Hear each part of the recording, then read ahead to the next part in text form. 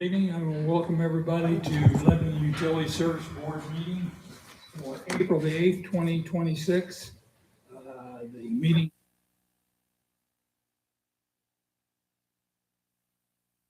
will be Pledge of Allegiance.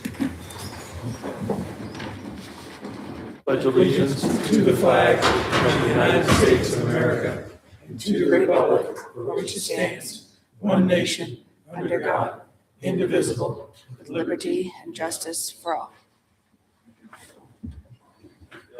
At this time, we'd like to offer the opportunity for public comment.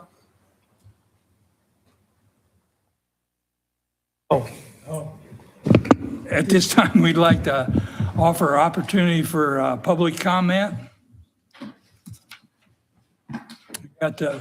We have some David staff that Bailey. want to make a public comment. Yeah.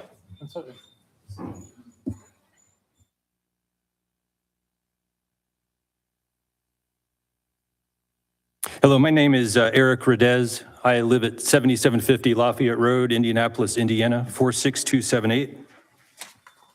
Ladies and gentlemen of the Lebanon Utilities Board, thank you again for allowing my comments this evening. First of all, I'd like to say that I do object to the wholesale water phase 2 BOT program that is under consideration this evening. And beyond that, I'd like to remind you that during your March 4th, 2026 meeting, I commented about the strain that using Eagle Creek Reservoir, among other water sources used by the city of Indianapolis to provide clean water to the LEAP project, would put on the lake's already low average levels. In addition to this strain, I have recently been told that Citizens Energy Group has also committed to providing clean water to all future industrial projects that will be built along the future path of State Road 267 all the way to I-65. I just want to make sure you all are aware of this commitment made by Citizens Energy Group. To me, Citizens Energy Group is committing to delivering water that they don't have. I'd like to also comment on the letter dated March 26, 2026, that was sent to Lebanon Utilities General Manager Edward Basquill of this board, signed by 21 members of the Indianapolis City Council regarding their concerns about LEAP's use of Eagle Creek Reservoir for clean water and wastewater. This letter was also sent to Mayor Joe Hogsett, Mayor Matthew Gentry, and President and CEO of Citizens Energy Group, Jeffrey Harrison. This letter of concern was 10 pages in length and covered many aspects, including, but not limited to, your taking of city-owned property in what they call an unprecedented action, which is stated as, I'll quote, a city from a different county, that city is Lebanon, intends to extend its grasp almost 16 miles to take land from a different city in a different county. To our knowledge, this taking has not been requested or approved by the city of Indianapolis, end quote. Copies of this letter were also sent to Robert Shine, Esquire, Town Council of the Town of Lebanon, Robert Holden, Senior VP of Wessler Engineering, Jeffrey Williams, Lead Project Manager from Citizens Energy Group, and Bridget O'Connor, the Director of Government Affairs and Regulatory for Citizens Energy Group. At the beginning of the letter, the Marion County City Councilors respectfully request your consideration of proposed actions in order to mitigate their concerns. I hope this board has had an honest conversation amongst yourselves about this request. I'll finish by letting the board know that Mike Delph, who I'm sure all of you probably know who he is, Mike Delph stopped by my house last week to discuss this issue with me personally. We sat on my front porch together. He told me to my face that he would stop the current plan to dump the wastewater from the Lead property into Eagle Creek Reservoir. And for me, not to worry about my concerns. He told me that the number one issue with voters in District 29 is this issue with the LEAP project and the taking and delivering of water to Eagle Creek Reservoir. The number one issue. And he said that he had talked to almost 2,000 residents by having meetings and knocking on doors, just like mine. Okay, so yesterday, Mayor Matt Gentry told Rob Kendall on his live podcast, and if you haven't seen it, I encourage you to guys watch it, that the only pushback that this project had received is from, and I quote, a loud vocal minority. A loud vocal minority. Maybe I'm one of those people. But here's my question. If pushback is only from a loud vocal minority, how is this issue also the number one issue among residents and voters of District 29 in Indianapolis? Both things cannot be true. Matt Gentry or Mike Delph is lying. Thank you very much. Thank you for your comment. Do we have any other comments from the public? If so, David Bailey and Jeff, you have one? State your name and try to keep your comments to 3 minutes, please. Sure. My name is Becky Robinson, and I actually am a customer of Lebanon Utilities.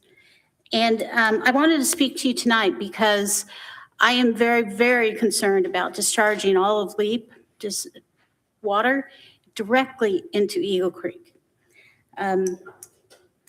There are alternative sites where it could be dumped, and taking advantage of the natural way of cleaning things like in rivers. Dumping it directly into Eagle Creek is like dumping it in a bucket. And it's not going to help Eagle Creek at all, which already struggles with phosphates and other things.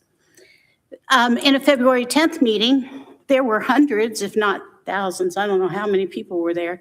So there are a lot of people that are against this. And in that meeting, both citizens and Lebanon Utilities said, don't worry, you can count on IDEM and the laws that we have. And it wasn't but days later that Senate Bill 277 was proposed, and it lowered the regulations for clean water. That was signed on March 5th.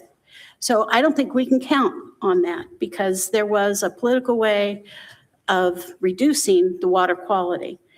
Costs should not be the driver for finding a way to protect the people who drink Eagle Creek water. Thanks. Thank you for your comment. We have any other public comment?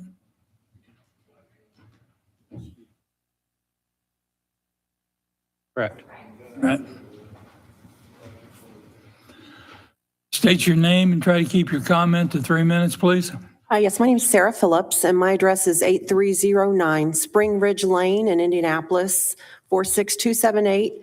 I made a comment at the Lebanon City Council meeting last time, and my plea was more of partnership, as you are our neighbor to Indianapolis, and this has caught the Indianapolis residents by surprise.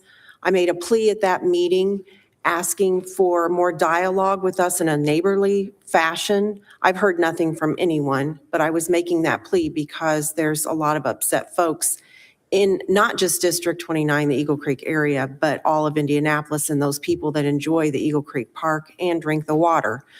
So I've been disappointed not to hear from anyone. I would make that same plea to you. Yesterday also, citizens had a question and answer session in Indianapolis. Alex who is the public relations outreach person, had a conversation with me and said that for 2 years he's worked with, or not he, but Citizens has worked with political leaders in Indianapolis and responsible for the Indianapolis area and region. And they were informed of this project and on board with the project. I asked him for specific names. He was not able to give me that because our State Representative Cherish Pryor and our City Councilman Leroy Robinson have indicated that they didn't know about the project. So I would ask this body if you could share with me who those politicians are who are responsible for our region, who were involved in the planning with you for this. I would appreciate it because to me, I don't see that neighborly conversation happening or having had happened as you planned this project. And so I would make both of those requests. Thank you. Thank you for your comment. Do we have any other public comment? State your name and try to keep your comments to 3 minutes, please. My name is Megan Anderson. I live in Pike Township. I just wanted to, I guess I am unclear on the current plans to expand the LEAP site, but it appears that more property was annexed in the fall to grow the site and that there's interest in continuing to grow the site based on the water use agreement that passed on March 9th. And so just kind of echoing the calls from other public officials to both clarify and revisit water supply plans. I know that the reservoir study was conducted over a decade ago, for example, and perhaps it's time to take a new look at what might be possible and to ensure that the public is aware of the total allocations for the LEAP site, both present and future tense. A couple of other things I wanted to call for is a public dialogue about any potential changes to discharge so that the public really feels that that is being seriously considered to move the discharge out of Eagle Creek. I just wanted to also reiterate that while it feels like we have an endless amount of water, it also seems that IEDC is continuing to, not in the public view, to potentially grow that site. And so if the use were to climb again to 100 million gallons a day, citizens' capacity is 256 million gallons a day. So we're talking about very significant water use. And I know, the mayor was lamenting on the Rob Kendall show about the loss of that major chip site, that water user. I think that's everything. Thank you so much. Thank you for your comment. Do we have any other public comment? If so, I'd like to move to next.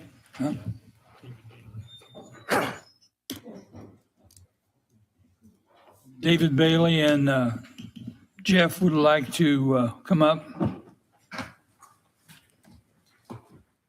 Yeah, good evening. I'm Jeff McNew, line foreman for the electric side. I'm here with David Bailey. He's the acting operations manager for the electric side. And we basically just want to introduce Sam Messenger as our new electric project manager and safety coordinator. Sam worked with us previously. He was a meter tech for 7 years and president of our safety committee for 3 years. After that, he sought out a career at the IMPA for about 3.5 years as their member service specialist, working alongside the line crews, and he also led the safety program for the members there as well. We just wanted to give the opportunity to introduce or reintroduce him to you guys, and just to say that we're excited to have him back, and he'll be a good asset in this role and be very helpful for us as a whole. Welcome back, Sam.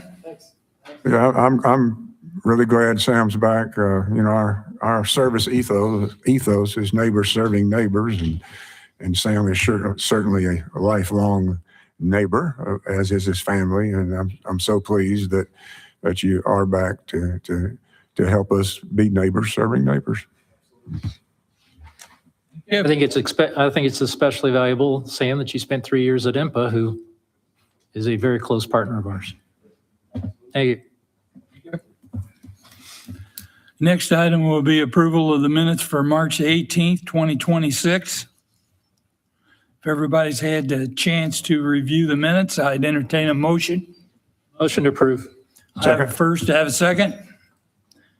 Second by Aaron. All in favor signify by saying aye. Aye. Motion's carried. Next item is the public hearing wholesale water phase 2 bot program. It's Ryan Ottinger. Ryan?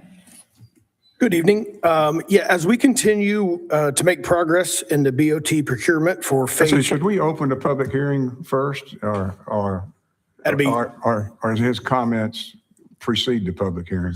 Okay, thank you. Proceed. Presentation, yeah. Thank you. I'm sorry. oh, no, you're good. You're good.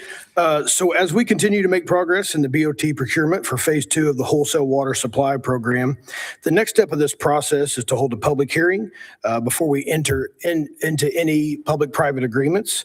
But before we do that, John Leitner from BFNS is here with a presentation to kind of walk through that process and how we got to this point. John? Thanks, Ryan. All right, so we're here to talk about the BOT procurement public hearing. Again, I'm John Leitner with Butler, Fairman, and Seifert. I handle our program management department and help administer the build, operate, transfer process. Just kind of wanted to give a quick overview of the wholesale water supply program overall as kind of a reminder for the board and the public. Looking at the overall program, Lebanon Utilities' current capacity of 4.6 million gallons a day of water supply has been previously allocated. The phased wholesale water supply program will bring an additional water supply from the CEG water system that Lebanon Utilities will purchase wholesale. Phase 1 is bringing an additional 2 million gallons a day of water supply. It's currently under construction and anticipated to become operational by January 1st, 2027. Phase 2, which is what we're talking about more today, is an additional 8 MGD of water supply that'll bring a total of 10 additional wholesale water from CEG. That's anticipated to be operational by January 1st of 2028. And then we have phase 3, which is an additional 15 million. Tried and true is the design bid build that most people are accustomed to, where you're going to design things out to 100%, bid it out, and then you have take the low bid contractor and go from there. There are some alternative procurement options, is what we like to term them. What we decided to utilize in this case is a public-private agreement through the build, operate, commonly referred to as build, operate, transfer. That's governed by Indiana Code 5-23. As part of Indiana Code 5-23, there is a requirement for a public hearing. So that's where we're gathered today. It's kind of going through our BOT procurement process. We started with a request for proposals or RFP advertisement. That was required by Indiana Code 5-23-5-3. All those advertisements were run in both the Lebanon Reporter and the Indy Star. First advertisement ran on December 11th, 2025. The second advertisement ran on December 18th, 2025. We had a pre-response meeting on January 1st of 2025 to give a little bit more information on the project and talk to potential developers. 2026, isn't it? 2026, yes, correct. Okay. Yeah. RFP responses were received on January 30th, 2026 as well. Thank you, Aaron, for pointing that out. We received those from 5 different potential developers: Atlas Excavating, Bowen Engineering, F.A. Wilhelm Construction, Kokosing Industrial, and Reynolds Construction. Following that, Lebanon Utilities put together a scoring committee to evaluate those proposals. That scoring committee was made up of Dick Robertson, the city council president, Kevin Krulik, the city engineer, Ann Patterson, a Lebanon Utilities Service Board member, Tim Hudson, another Lebanon Utilities Service Board member, and Ed Baskell, the Lebanon Utilities General Manager. The scoring committee scored the proposals and determined the following developers were qualified to do work for Lebanon Utilities. So that was Bowen Engineering, F.A. Wilhelm, Kokosing Industrial, and Reynolds Construction. At that time, the scoring committee conducted in-person interviews with those 4 that were identified: Bowen Engineering, F.A. Wilhelm, Kokosing Industrial, and Reynolds Construction. Based off of those initial scores and then the in-person interviews, the scoring committee is going to recommend the tentative selection of Reynolds Construction for the wholesale water supply program phase 2 BOT development services. So again, a public hearing to award the public-private agreement is required by Indiana Code 5-23-5-9. That was advertised in both the Lebanon Reporter on 3/31/2026 and the Indy Star on April 1st, 2026. With the explanation and basis of recommendation and the proposals available for public inspection and copying as required by the code. Kind of going through with next steps, that will be design collaboration with Reynolds Construction, which has begun, and development of the overall public-private agreement between Lebanon Utilities and Reynolds Construction for the project. Following that will be a development of guaranteed maximum price reports or GMP reports that includes specifics on scope, schedule, and fee. So again, tonight, we're not asking for any approval of any type of spending, anything like that. Those, as we negotiate the public-private agreement and those GMP reports, those will come back before the board for approval. With that, that's, believe, what I have as far as regarding the BOT selection process. So Thank you, Ryan. any questions from the board? Just as a reminder, the next step is in this process would be to tentatively select, after the public hearing process, if the board so chooses, would be to accept the recommendation tentatively, the scoring committee, and negotiate a PPA or public-private agreement with the developer. That having been said, my recommendation next would be to open the public hearing and just a few comments.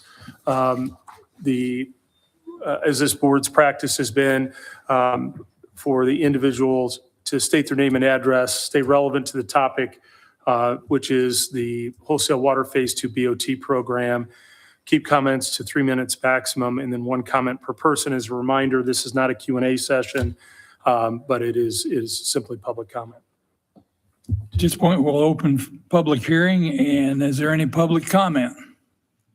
So I move that we open the public hearing. Second. All in favor signify by saying aye. Aye. All opposed, same sign. The public hearing is now open. And then I'd ask for any public comment at this point.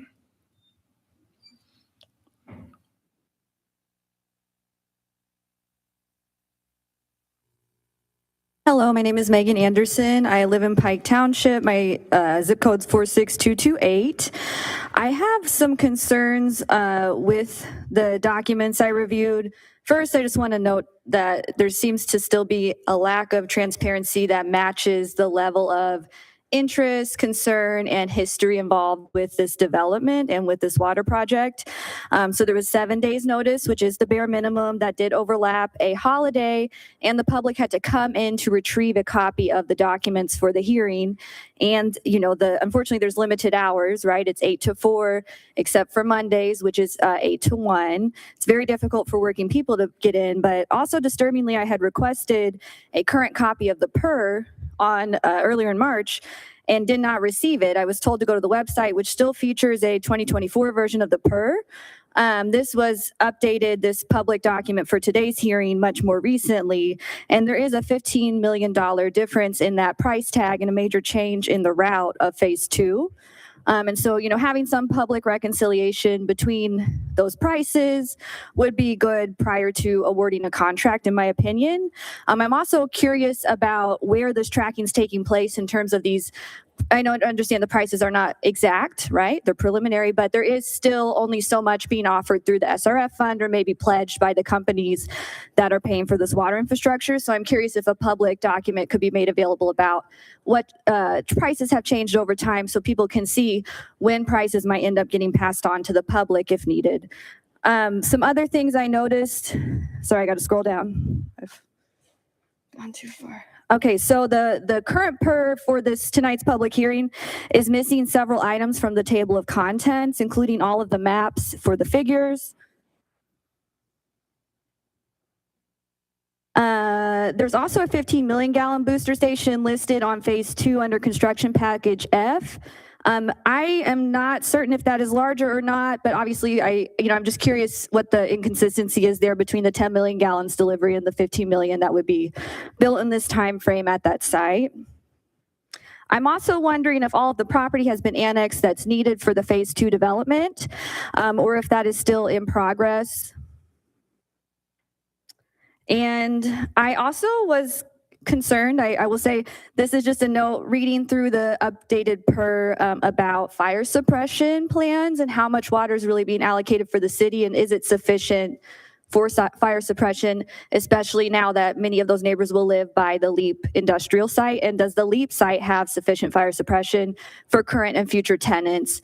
So again, I know I mentioned earlier and separately out of this hearing that, I think some more accounting, publicly available information, about the allotment of water for present and future tenants would be useful, especially following the water use agreement that passed on March 9th.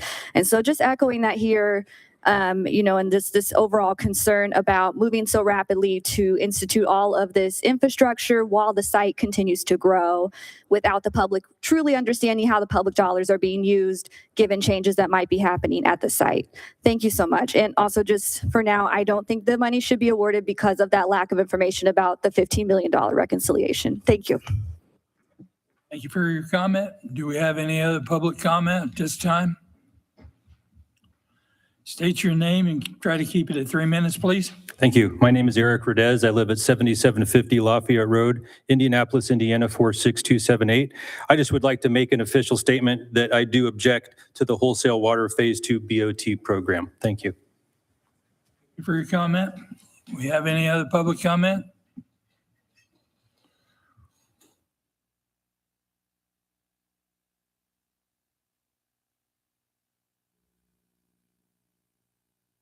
Good evening. My name is Sarah Goss, and I live at 1319 Citation Circle South here in Lebanon. I do support good infrastructure planning, but I'm here tonight because the public process on Phase 2 has not been transparent enough for this board to make a fully trusted decision. For months, we have been pointed to a September-era preliminary engineering report as the public reference document. Then in the hearing materials, which we had to go in and pick up ourselves, we had a different per revision. And so we worked really hard trying to figure out what was going on. This new one was marked October 24th, 2025, and there are major differences. They're not minor edits.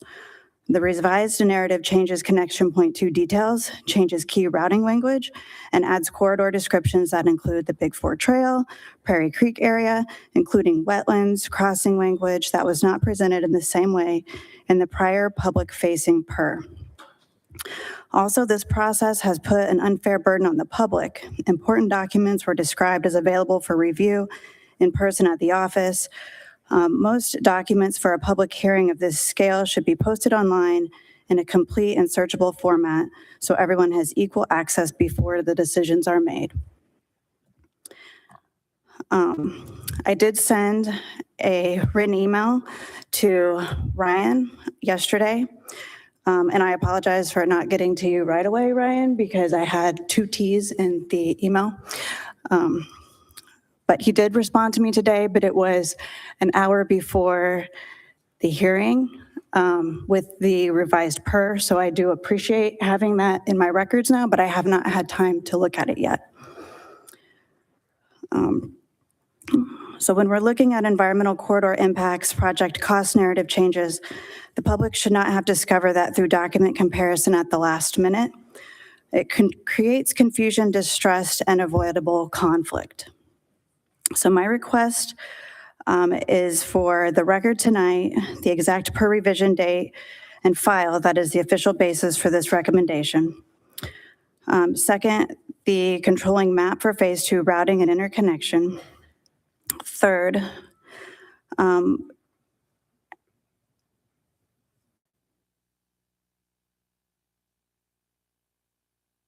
I think Ryan addressed this a little bit in his email to me earlier, but I would like to know a clear revision log that shows what changed between the versions, especially the wetland-related impacts and cost assumptions. And finally, because we haven't had a chance to review this, I ask that you defer final action until we have had a fair chance to review and look at this complete record. Thank you for your time. Thank you for your comment. Do we have any other public comment at this time?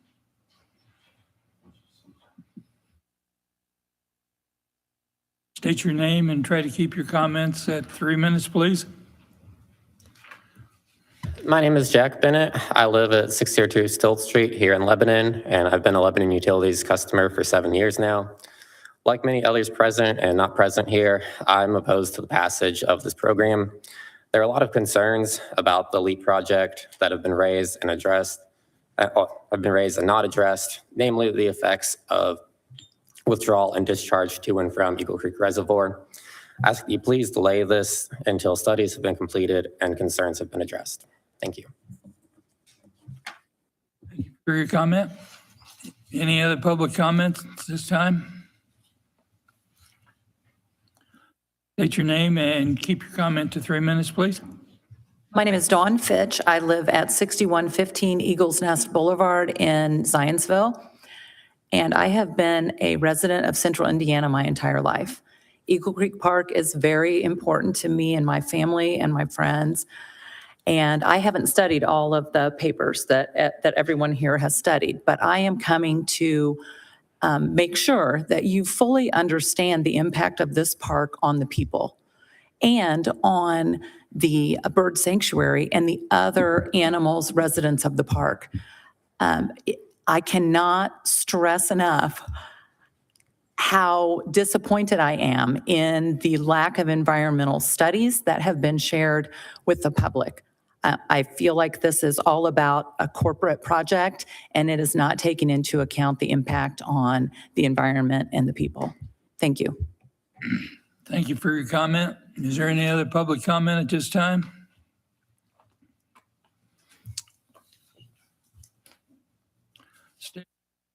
And keep your comments to 3 minutes, please.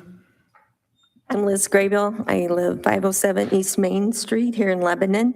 And my just one concern is that about office hours and accessibility to documents, that maybe they should be held ahead of the public hearings, not afterwards. So that's it. Thanks. Comment? Is there any other public comment at this time? If not, I would ask the board for discussion at this time. No, I just think that, in Ryan and John's introduction, this is a very similar, familiar process we go through with most all of our capital projects, where we ask for contractors to propose to us, and we have a committee of folks together to make recommendations, and the recommendation coming forward tonight is to select to work further with Reynolds Contracting. At this time, then do you have anything to say, Aaron? I have a comment. Okay. There was reference made to whether it might be good public policy to post online, along with meeting notices, the relevant documents that will be considered during our meetings. And that's something that I would like staff to consider, because I think it's not an unreasonable request, and that it would help the public to better understand the details of what's going on. I ask, and I know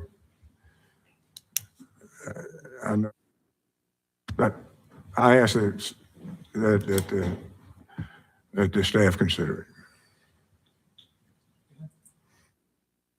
At this time, then, I would close the public hearing, and I would make a motion to close the wholesale water Phase 2 bot program. I move to close. Did you make a motion to close the public hearing? You did. You did number. You made. I asked for the motion, and you made. Okay, I move that we close the public hearing. Second. And I have a second. At this time, then I close the public hearing. Huh? Oh, okay. At this time, then I'd like to make I would, all in favor signify by saying aye. Aye. All opposed, same sign. Okay, the motion is carried. The public hearing is closed at this time. All right, the next item is wholesale supply program Phase 2 recommendation. Ryan Ottinger for water and wastewater. Yes, my recommendation would be to tentatively select Reynolds Construction as the developer for Phase 2 of the wholesale water supply program. The negotiated public-private agreement is to what John spoke to earlier, and subsequent guaranteed maximum price reports will be brought to the board for consideration in the future to execute. So this would just be to select Reynolds as the tentative developer for phase 2. And I can answer any questions that you might have. This might be a John question. John, we're probably roughly at a third, maybe a little bit more of engineering design now. When we partner with Reynolds, how far along will we get for this phase? As far as, eventually we'll get to 100% construction plans. I'd hope. No, I mean, targeting it, the nice thing about the build, operate, transfer procurement method is it does allow us to advance things in phases. We've talked about, and you've seen on other parts of the project or other BOTs that we've done, would be the ability to come in with an early procurement package to try to order some of these long lead items like the FI booster station that can be built off-site but needs to get started and has a long lead time. So we'll probably see a series of different GMP reports. But probably that early procurement package, what we'd be aiming for is somewhere in the 30 to 50% design, knowing that we needed an EFI booster station no matter what. We can order that, but then ultimately getting more into probably the 70-ish% design to get to an actual GMP price on certain parts of the phases. We've kind of broken the phase 2 into different construction packages based on environmental clearances and different land acquisition. So we'll probably see these come in phases like we have on other parts of the project as we go. But the nice thing, we have worked with Reynolds in the past successfully. We're currently working successfully with Reynolds on the LEAP collection system improvements project. So pretty much immediately, we actually have a representative from Reynolds Construction, Scott Hubers, here tonight. We'll start the collaboration process immediately. So that's what really this process gets to bring in another partner to help us. You know, we can design pretty much anything on paper. That doesn't mean it's the best way to build it. So getting a contractor that's actually going to build it to come in and help with that design assist is really important. Hey, John, I had a related question. The PER or preliminary engineering report, roughly ballpark, what percentage engineering is done for that? Yeah, I mean, typically with the PER, we're talking about 5%, 10% engineering, really more schematic design and layout. Did want to point out too, as far as what was included in the public hearing packets is what our RFP documents were that went out to the contractors that were the latest version of the preliminary engineering report that we did have for that preliminary engineering report as part of state revolving loan fund requirements. We have held a public hearing back in December that we had an informational open house available to the public prior to that was noticed and is available, I believe, still on the Lebanon Utilities YouTube page. Thank you. Just for Megan and I hope I get the names right. For Megan and Sarah, you asked questions about the changing of the documents. As we proceed in engineering design, there will continue to be changes. The routing changes, you learn about where certain things are and different things. So that will continue to happen and it will be updated as we go. So it's not intentional to exclude anything from that, but in an engineering design, they're just going to change over time. Correct. And those different versions of the PER that we put out, we do highlight changes that are made. And that preliminary engineering document, as everyone's seen, is pretty long and lengthy. As we add to it, we don't typically make a full new version. We just add the changes to it and make that clear. I will say we could have done a better job in getting the two latest revisions up on the website to complement that original version. But again, we did speak about them at a recent public hearing back in December, and we'll make better efforts to get those uploaded on the website now that that's been pointed out. Thank you. Yep. Thank you. At this time, then I move to approve the recommendation of the scoring committee to tentatively select Reynolds Construction as the developer for phase 2 of the wholesale water supply program. So moved. I have a first, I have a second. Second. Second by Aaron. All in favor signify by saying aye. Aye. All opposed, same sign. Motion carries. Thank you. Okay. Next item up is Hickory Junction Lift Station, land acquisition. Jeff? Thank you, Board. Preceding this meeting, we had a executive session where there were a number of land acquisition issues that were discussed. Resolution 2026 deals with a parcel in the corporate limits that is needed for not just the Hickory Junction lift phase or lift station phasing, but also Butler Fairman and Mr. Ottinger have determined there will be other easements. That's sort of a keystone piece. We have been in discussions with the property owner, but at this time it's necessary to move forward with filing of a condemnation action. This will, should the board approve Resolution 2026-02. And by the way, I've been in communication with the property owner's attorney. But the next step beyond this, we will obviously continue discussions and attempt to resolve the matter and come to a resolution. But the next step would be to seek approval from the city council, as has been this board's tradition. So I'm happy to read the resolution. Resolution requesting the delegation of eminent domain powers from the Common Council of the City of Lebanon. Whereas the City of Lebanon, Indiana owns and operates by and through the Lebanon Utility Service Board, a municipally owned utility known as Lebanon Utilities, for the purpose of providing safe, reliable, and efficient wastewater service in and around the city. Whereas the Common Council of the City of Lebanon is vested by the state of Indiana with the power of eminent domain, whereas the City of Lebanon and the City of Lebanon Utilities are authorized by Indiana Code 3224 to exercise the power of eminent domain for the purposes of acquiring private property necessary for the operation of a municipally owned utility. Whereas the Lebanon Utility Service Board needs to acquire fee simple ownership and permanent easement rights of private property for the purposes of expanding and improving the wastewater system, specifically the Hickory Junction Lift Station project, which will include but not limited to, and will involve the construction of, among other things, a new underground 14-inch diameter force main pipe and its corresponding service and maintenance structures in Boone County, the City of Lebanon, Indiana. See attached description and depiction. Whereas in the interest of the efficiency of the operation of the government and utility itself, and to aid in the acquisition and the needed property interests, it is necessary that the Lebanon Utility Service Board be authorized to exercise the City of Lebanon's power of eminent domain for the purposes of improving and expanding the wastewater system as set forth above.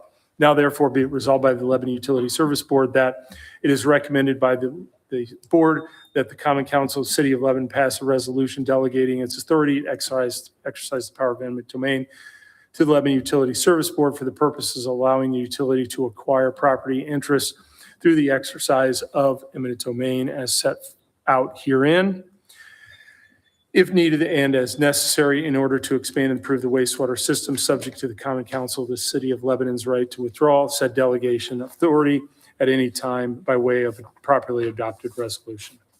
Happy to answer any questions. Any questions from the board?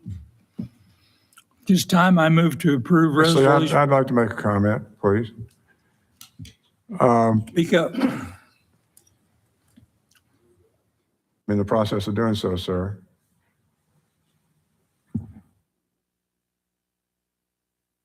I firmly believe that eminent domain decisions should be made by elected officials and not by appointed boards. And so I am very pleased that our mayor and city council will be making the decision about eminent domain. If there would be a court case, an elected official at the judge level would also be making decisions about the eminent domain disposition. So I just wanted to point out that I would be hesitant to support this eminent domain resolution if there were not the involvement of elected officials, but there is. Thank you. Thank you for your comment. This time I move to approve resolution 2026-02, requesting the delegation of limited domain powers from Common Council of Lebanon City Council related to the Hickory Junction project. So moved. The first, I have a second. Second from Aaron. All in favor signify by saying aye. Aye. All opposed, same sign. Motion carries. Next item will be wholesale water main phase 1 land acquisition. Jeff? Yeah, Thank you. Board, as you're aware, we have, as part of the wholesale water main phase 1 project, we have filed a number of actions to acquire property. As you're aware, we have been able to, election period has told, and we've been received access to all of these parcels. However, as we go through this process, we've discussed another number of settlement options, and as in the executive session, and I'm requesting that you extend the authority to approve a variety of settlement offers to the listed cause numbers and the property owner related to the wholesale water main phase 1. We will obviously come back to the board for finalization of those offers. Any discussion from the board? This time I move to authorize general manager to proceed with the necessary land acquisition officers for the wholesale water main project phase 1 related to cause number 06C01-2505-PL-000-976 and 06C01-2505-PL-000-983 and from the Connie Batts Trust. So moved. Have a first, have a second? Second. Second from Merriman. All in favor signify by saying aye. Aye. All opposed, same sign. Motion carries. Next item is in-pipe fog training action. Spencer Portish. Good evening. This request is for the approval of the in-pipe technology fog monitoring and mitigation trial. In-pipe will introduce a proprietary blend of specialized aerobic bacteria in 5 locations by LU staff. Battery-powered self-contained units will be installed on the underside of the manhole lids and will slowly dose the structures with this microbiology. This trial is set up for a 6 months with a 6-month optional extension as LU sees fit. This is included within the purchased services budget line item underneath contractual services other. And I request the approval of the in-pipe technology to perform the services outlined in the fog monitoring and mitigation trial proposal for the amount not to exceed $30,000. And I'd be happy to answer any questions. Any discussion from the board? This time I move to approve the in-pipe technology to perform fog monitoring and migration trial for a not to exceed amount of $30,000. So moved. First, have a second? Second. Second from Aaron. All in favor signify by saying aye. Aye. All opposed, same sign. Motion's carried. Next item will be the 120 water EBR renewal 2026 action. Spencer? Yes, sir. This request is for the approval to renew the lead and service line inventory program with 120 Water. 120 Water provides our online inventory and support related to the lead service line inventory program. This continued partnership allows us to stay in compliance with IDEM and EPA in regards to the new lead and copper rules. Part of this contract will also allow us to use predictive modeling from 120 Water, which helps pinpoint unknown lead lines in the system. We've sat down, Ryan, myself, and a number of LU staff members have sat in on a couple presentations of this predictive modeling. And as much as one can get excited for a predictive modeling, it's a pretty neat system, to put it in layman's terms. Pretty excited to hopefully get this thing rolling. It'll knock down on labor hours that our guys have to spend going out and locating these lead service lines, as well as, again, keep us in compliance. So it's a pretty exciting tool that we might have the chance to get to use. So I request the approval for the proposal of the 120 Water in an amount not to exceed $37,750. And I'll take questions. I apologize, I skipped. Any discussion from the board on this? I have a question.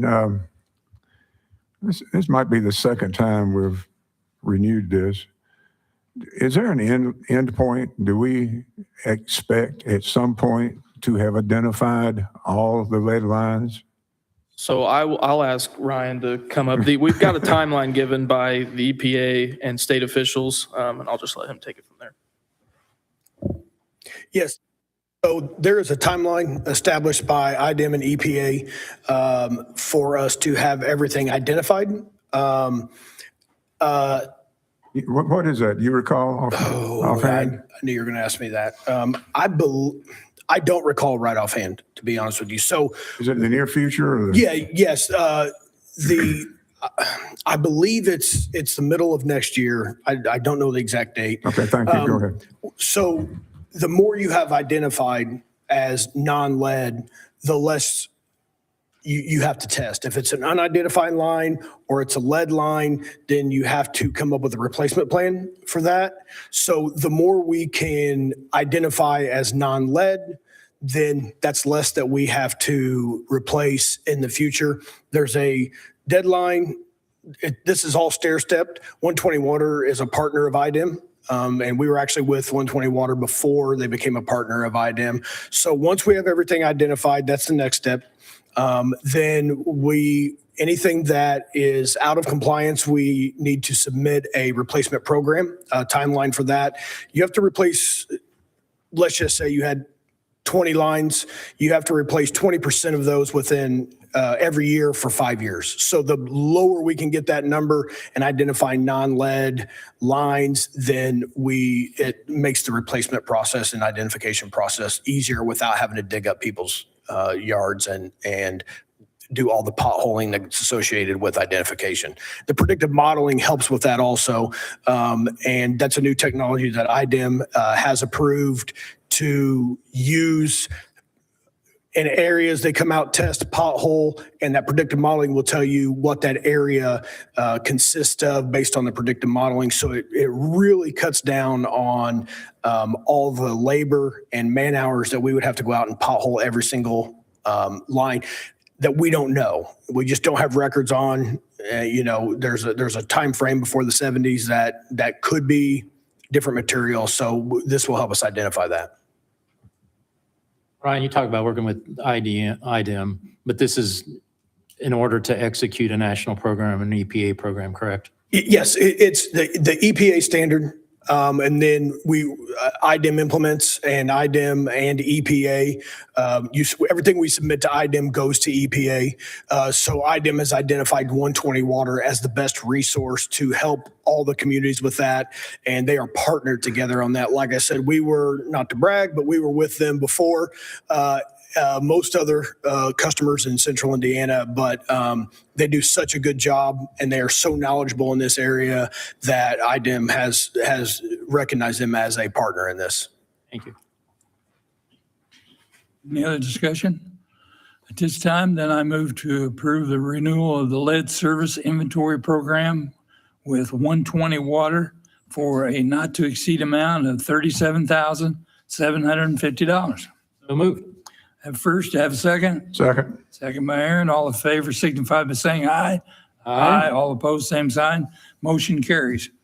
We'll go on to the next item, which is the USG Water Tower Maintenance Agreement. Spencer? Yes, so this actually is two board approval requests within one. So this request is to approve the service agreement with Utility Service Co. USG. Will be performing washout inspections as well as visual inspections. The tanks shall receive the upfront renovation, which will include washout inspections prior to the end of contract years 1 and 4, visual inspections prior to the end of contract years 2, 3, and 5. Additionally, the tanks will be inspected annually to ensure IDEM and OSHA requirements are up to date. These scopes of works include a 5-year contract in the amount of what would be for Chicago Street backwash tank would be $2,525 per year, and the scope of work for Elm Street would be $2,540. So I will just read the Chicago Street tank one first and then switch over. But I request for the board to approve the 5-year agreement with Utility Service Co. subject subject to the contract's annual approval by Lebanon Utility Service Board and in a 5-year amount not to exceed $12,625 for the Chicago Street tank, as well as an amount not to exceed $12,700 for the Elm Street tower. And if that suffices, Jeff, I can. Any discussion from the board? You say that fast 5 times, please? Yeah, absolutely. Board, just to make a quick note, Okay. the contracts that were provided last week underwent some substantial changes in the last day or so, and I don't know if the board caught that or not. Those edits were substantially similar to what we had previously agreed to many years ago. So the MSA that we were operating under, I don't know if it was an administrative issue or what, the Utility Service Co. sent us an agreement thinking that it was substantially similar to what we had previously agreed to many years ago. It was not. Staff caught that issue, brought it to our attention, and we have marked up that agreement consistent with some other changes, and that occurred late Monday and yesterday, and some other changes to the benefit of the utility. So we've improved on that MSA that is now actually substantially similar to what we were under contract with in 2020. Utility Service Company agreed with. Approve those edits, yes. Okay. All right, approved edits. Any other discussion? At this time, I move to approve the 5-year agreement with Utility Service Company, subject to annual approval by the Lebanon Utility Service Board, and in a 5-year not to exceed amount of $12,625 for the Chicago Street tank, and in a 5-year not to exceed amount of $12,700 for the Elm Street tank as presented. So moved. No one? Second? Second. Second by Aaron. All in favor signify by saying aye. Aye. Aye. Motion carries. Okay. Next item is water wastewater project update information. Is Spencer? Yeah, so I do appreciate this opportunity. As most in this room know, we've got a lot going on around town in the civil district as well as the LEAP district. Ryan and myself thought it'd be a great idea to kind of give a quarterly project update, something like that in a board meeting to where people can go back and look at it on the YouTube link and essentially stay up to date, because some of these things move so quick, as we've seen, that we just don't get a chance to do the updates or get a chance to celebrate the successes. We've got a couple members of some teams that we work with day to day in the room. So if there's any questions at any point, feel free to just interject. Board, I'd be happy to get those answers for you as we go through. So as I go, I'll start with the civil district. This is our Reese Park lift station and gravity sewer improvements. This is done with Kokosing Industrial. The replacement of the crossing underneath State Road 39 via trenchless jack and bore method has begun. The image you're seeing now is the bore pit itself has been graded out, and they are set to begin the jack and bore, I believe, at the beginning of next week or later this week. Thursday or Friday. I have not been in the loop as far as being getting that confirmed, but that is moving forward at a great pace. The jack and bore, like I just mentioned, is ready and set to begin within the next week. So that's a pretty exciting thing, ready to wrap this one up. The next one you'll see is the sanitary sewer lining BOT program, a program that we are very excited about at Lebanon Utilities. This is Inliner Solutions doing the work. This project is going very well, and Inliner is approximately 80 to 90% complete with the initial lining scope. Additional investigative work will begin to identify the next phases of the lining scope. We have spent around $407,000 of the $678,000 initial project budget through March of 2026. The remaining budget will be used for manhole and sewer rehabilitation, additional condition assessment, planning for future work, and a flow monitoring study to quantify baseline system infiltration will hopefully take place soon. This project has saved over $150,000 through pre-work investigation and through the application of trenchless rehab technologies. For example, using the collections crew televised video. They've done a great job over the years of going out and televising our current lines that we have to be able to do a program like this. So, as well as eliminated the need for 2 excavated sewer relocations beneath buildings by televising those sewers to find out that they have already been CIPP lined, and that was over $100,000 in savings. So that program we can't rant and rave about enough. We're pretty excited to be the front runner in a program like this, a BOT sewer lining program. So as you'll see, the images I've got up on the screen, on the left was an existing condition where a pipe had settled, a connection point had failed, and on the right, you can see the smooth transition within the lining. So that's essentially what a day-to-day CIPP lining would look like. So very beneficial for us. We're pretty excited about it. Next up is the 4-H Fairgrounds lift station replacement. The contractor for this one will be F.A. Wilhelm. Kind of just hit the ground running with this one. F.A. Wilhelm has a fully executed GMP report, and we are working through material procurement phase of this project. On-site construction is anticipated to begin July of 2026. So that's pretty excited. We're excited.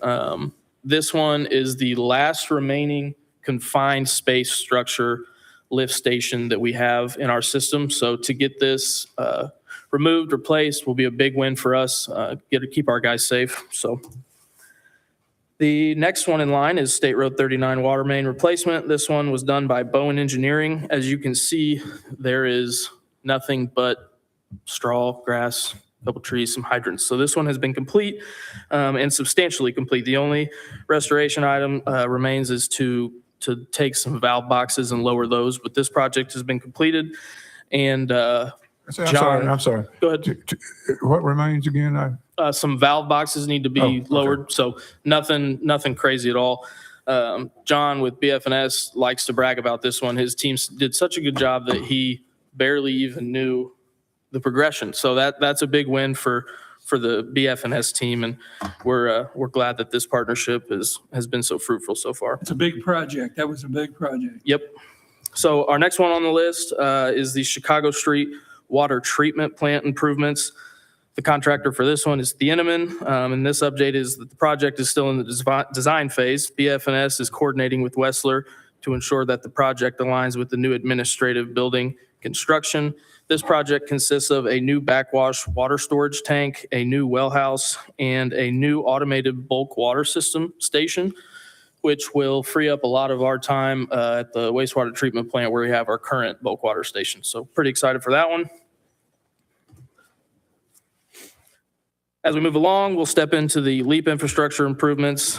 You've kind of seen this image before. This just gives you a lay of the land with some of the ongoing phase 1 projects, as well as neighboring projects with Canopy 5 and others. So just to kind of get your bearings. First one up would be the wholesale water supply program transmission lines.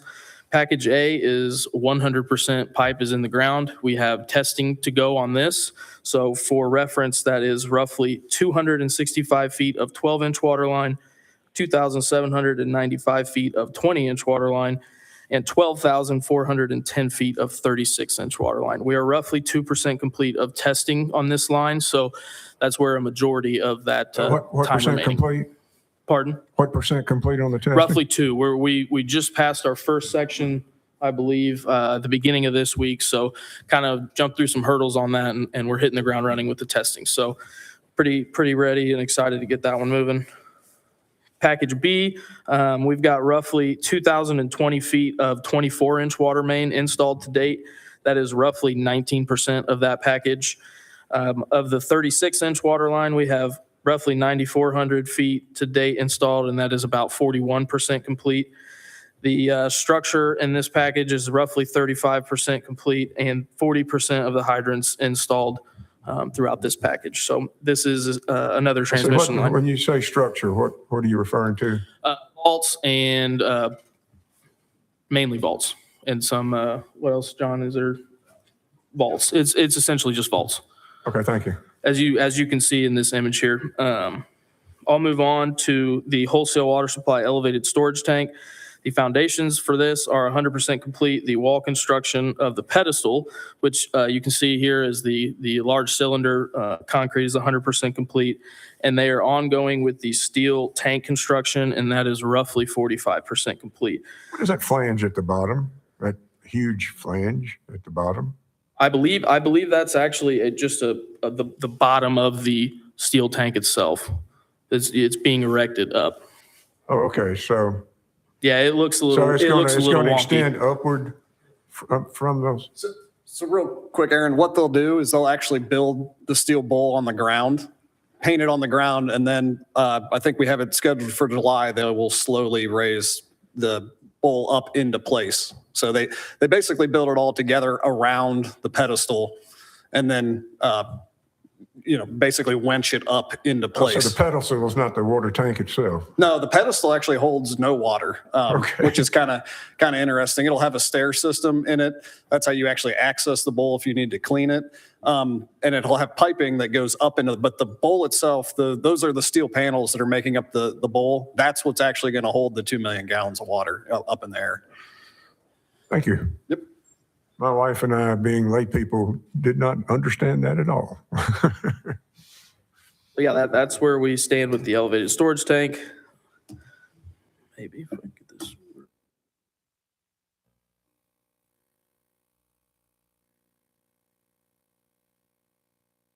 Next up, we've got the LEAP Regional Lift Station. This contractor is Reynolds. They're in the room, so if you got any questions, I'd be happy to get those answered. Reynolds has installed roughly 1,750 feet, 0.3 of a mile of the 48-inch diameter ductile iron gravity sewer line. This may seem like a small amount in footage in related to some of these other projects. You're hearing me throw around 21,000 feet of pipe.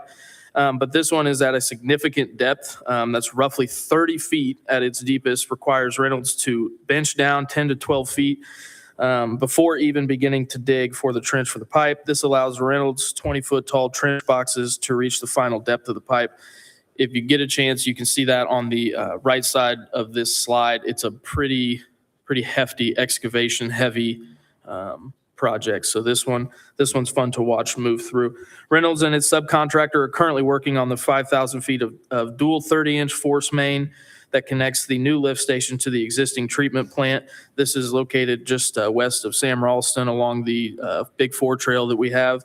I did not include that picture, but it is another sight to see. You've got two large diameter HDPE type pipes laying on the ground, and it's just pretty interesting to see how this stuff gets put in the ground. To date, Reynolds has fused roughly 1,400 feet of this 30-inch HDPE pipe, and its subcontractor is currently working on the first of two 1,400-foot horizontal drills. This project is projected to be completed on schedule and under budget. On the left, describe this picture. This is the 50 by 50 by 50 wet well, essentially two wet wells inside of the regional lift station itself. Just a giant undertaking that has been done in a great job working with Reynolds to get this thing moving. So the final one that I've got for us is the wastewater treatment plant expansion. This one is being done by Bowen, and the construction on this one continues. Bowen is working across the entire site with roughly 50 to 60 workers active in 10 different areas throughout the site. The project is on budget and on schedule to meet the required deadlines. This picture is one of my favorites to see. In the top right corner is where Ryan, myself, Matt Hutton, and the other staff members that are not part of the wastewater treatment plant crew, that's where we work out of, and the rest of the site is pretty much under construction. So I'd like to give my tip of my cap to Bowen. They've done a great job of keeping this job site clean, which is a hard thing to do in construction. You can see the massive amount of gravel. Everything is done to the 10th degree of professionalism, and we can't say how much we appreciate the time and effort that these guys are putting in. So if you've got any questions, I'd be happy to get those answered. Wastewater plant on schedule? Yep. On schedule, yep. Board discussion? Okay, the next item we got is approval of claims payroll transfers dated April the 8th, 2026. If everybody's had a chance to review those, then I would entertain a motion to pay the claims payroll transfers dated April 8th, 2026 in the amount of $26,268.41.29 for claims and payroll, $70,790 for transfers. Just a clarification, that was 26 million. Yeah. Yeah, 26,268,41.29. Then the So second. move. Second? Second. All in favor signify by saying aye. Aye. All the same, the claims are approved. Next item is any other business that may properly come before this body. I don't have anything, sir. Yep. Next item, we will open for public comment before we adjourn. Is there any public comment at this time?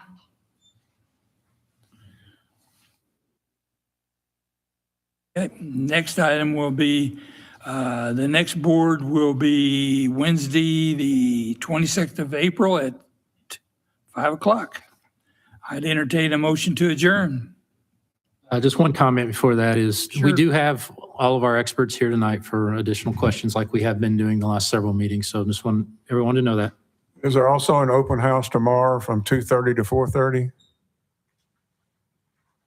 Yes, sir, that is correct. We'll have an office hours tomorrow. And Ryan, that'll myself, be in and this room here? yes, Good. sir. Yep. Okay. Motion to adjourn. Second. All in favor signify by saying aye. Aye. Motion carries. We are adjourned. Thank you.